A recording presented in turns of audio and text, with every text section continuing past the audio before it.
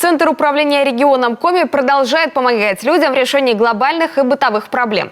За прошлую неделю система Incident Management, с которой работает СУР, зафиксировала 634 сообщения. Топ-5 тем – дороги, здравоохранение, коронавирус, благоустройство и ЖКХ. Как результат, в одном из домов Карткироса появился дополнительный пандус. А из центра Усть-Колома наконец вывезли строительный мусор. Более того, там же, на площадке для сбора ТКО, пообещали поставить камеры видеонаблюдения, чтобы ловить нарушителей. И еще одна географическая точка – Усть-Цилимский район. Жители села Трусово пожаловались на несанкционированную свалку у дороги.